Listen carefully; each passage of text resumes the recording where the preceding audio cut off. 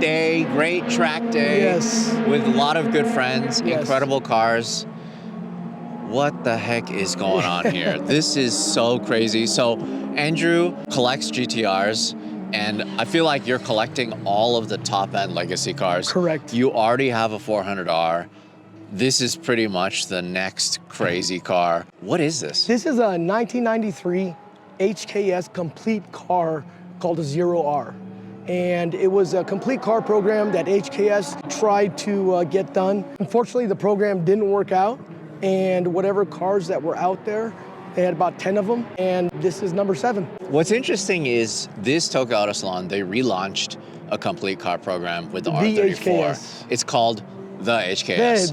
And then so what's also interesting is you want to talk about ahead of their time. They were so ahead of their time with this program because now, as we know, there's so many complete cars from so many different manufacturers, so many resto mods. But back then, it just didn't take. So they only made 10 of these cars. Correct. And one of the big reasons is because they moved the gas tank and they had to do crash testing again. And HKS couldn't afford to do any more crash testing on these cars. So they had to just table the program and not go through with it. We'll get into the gas tank later. There's so many things about this car that's special. And I think it's also insane that you're tracking this car here at Fuji Speedway. I wanted to talk about how you got this car. So, like, it wasn't just for sale. No, it wasn't just for sale. I had met an individual and he knew Mr. Fukuchi-san at HKS Technical Factory. And the gentleman that owned this car had passed away and they were looking for a good home for it. And my name got thrown into the mix, and I had the opportunity to purchase it. Wait, so HKS reached out to correct. you? Yes, that's correct. Like, you want to talk about having the mark of being the GTR guy. Exactly. And that's probably because of the 400R and other Skylines in my collection. And I bring them out and I drive them. It's not just something that's going to be, put away in the garage. Yeah, so how was it to drive this on Fuji? This car is an absolute amazing machine. It's a monster. It's got about 800 horsepower on max boost, and it is responsive, and it's just unbelievable. All of the Skylines that I've built so far do not have this type of power or even close to it. And I think a lot of it has to do with it being a 32, lighter car, and yeah. Wait, this is your first R32? This is my first R32, yes. Why do you have to flex on us all the time? It's not even that. It's just kind of getting a hold of something that's special and sharing it with everybody. That's what they liked. You started off at the top. Yeah. Like, there's no crazier R32 than this. That's very true. Okay, so then let's talk about what makes this different, okay? We'll start with the front. The front bumper is so different looking. Correct. It's got the complete front bumper. It's got the molded in side skirts, and the rear bumper is really where the magic's at. So the hood is the same, right, as the normal R32. Correct. But this bumper is so odd looking.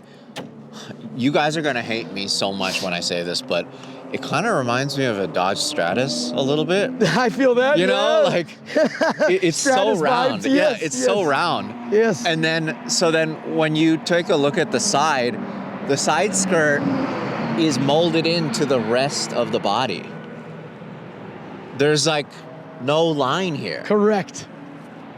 Is there a reason why they wanted to do this? They just wanted it to be a complete car. So they wanted it to look as if it was came this way. Just that different. Mm-hmm. Like, there's a little door sill hit here. That indentation, 0R branding. Yep. It's like molded into it. There's no body line here at all. Now, this is where it gets really wild. What the hell is going on here? Yeah, this wing is really cool. How it extends into the quarter here. Like, we could see it better here because of the shadow, but it goes all the way there. So then the quarter itself isn't wider then? No, it's not. But, okay, so it's just so interesting that they just wanted to make it that much more different. So then this is the stock paint. This is not the stock paint. They were originally all gray. This one from the previous owner, he wanted to do the pearl white, which is QX1. Okay, so then you also get an indication that something is weird and something's off. Yes. Because this is not there anymore. It's moved all the way here, right behind the driver's seat. So a couple other things I wanted to point out. There's like an air intake here too. Correct. Molded into and it's the all side functional. skirt. Where Leads does it air go? to the back brakes. Got it. Goes to the back brakes. The rear bumper also molded in. Not separate in any way. Correct. Very round. And it's kind of interesting too, Larry, if you look here, even part of the tail light looks like it's molded in here too. That's so weird. It is. I'm assuming that the previous owner updated it with LED stuff because that wasn't a thing back then. That is correct. It seemed like the previous owner loved LEDs because you'll look at the front corners too and it's got little diodes in there as well. Like this is LED. This badge, I'm assuming they put on when they repainted it. That's correct. So this is so cool too. 0R. Look at the R. Yep. Looks like a road. Proprietary bumper for this car with the dual exhaust and diffuser. Oh, this is crazy. I didn't even realize that. Dual exhaust. Look at the diffuser too. That's so weird looking. That's so cool. And they were able to do that because they moved the gas tank. Right, and the reason why, traditionally yes. the gas tank is right there, right? Exactly. Right underneath. That's right. And then what's in place of it is a bunch of coolers, it looks like. They were going for that 50-50 weight distribution.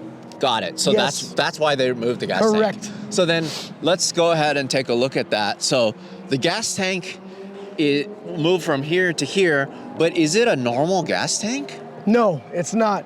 What is it then? Is it Yeah, it's a custom gas tank that HKS had developed for this car specifically. It's turned this into just a two-door sports car. That's right. It comes with these anchors for the seatbelts, and it looks like there's an integrated cage. Did the cage come stock? It came like this, correct. Ah, look at this cage work.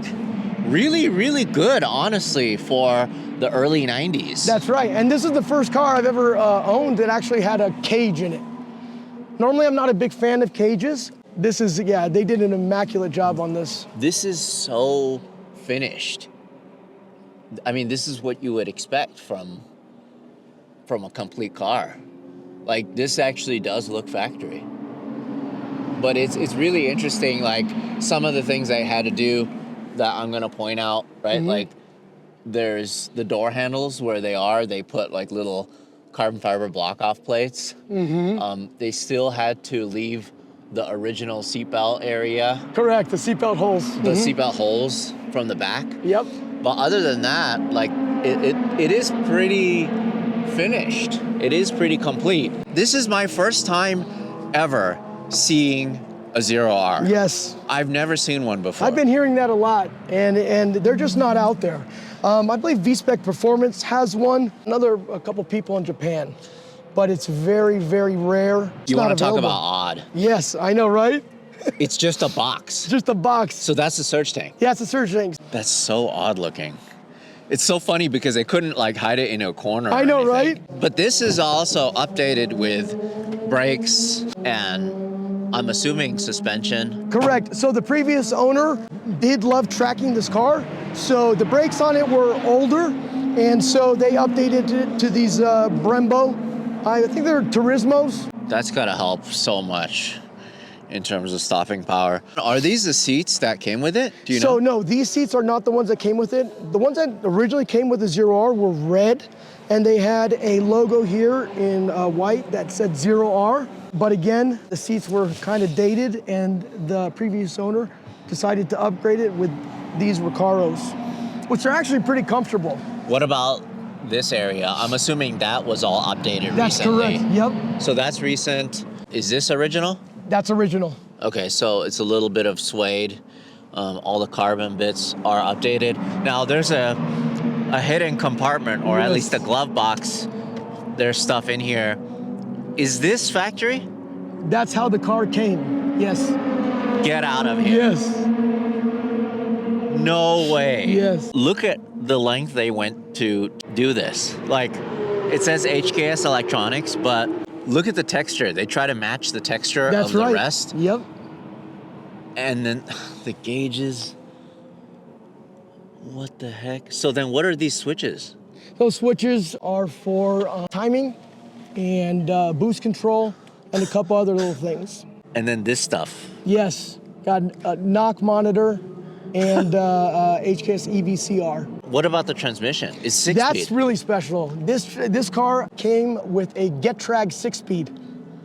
So this car has a 6-speed from the R34. Wait, so, but that was added later? No, that's what part of the complete car program is that they wanted to use the 6-speed. So then, this is a 1993 car. 1993, correct. But then when did this get released, do you know? I think it never really got released. That's the thing. Because they had to go through all that crash testing again, and they just tabled the program. Got it. That is something else. And then what about the gauges? It looks to me as if they have special HKS gauges Yeah, too. it's got the 0R gauge cluster. And this car still has air conditioning. It goes to 360 kilometers an hour. Momo steering wheel, Alcantara handbrake. It has an ETC card reader. Because it was registered. Registered for the street. For it being a 90s cage, this is so tucked. Yes, right? I don't think I've ever seen a cage this early, this tucked. It's like and look touching how the well pillar. they integrated it into the dash. Yeah.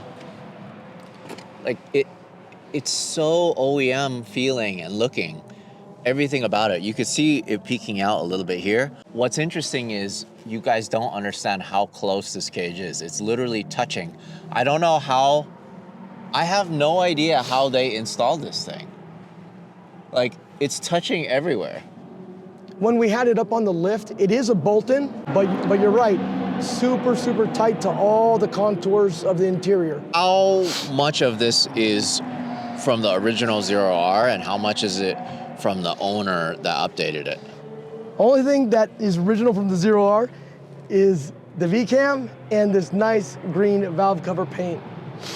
This was original, but the larger turbo, which is the T51, and the manifold and the intake manifold is all updated. Do you know how much power they came from stock? Stock, I'm not sure. I'm not sure. But as it sits now, Mr. Fukuchi-san at HKS Technical Factory said it's about 800 horsepower. And when I had it on the straight here at Fuji, wow, was it just moving. What a machine.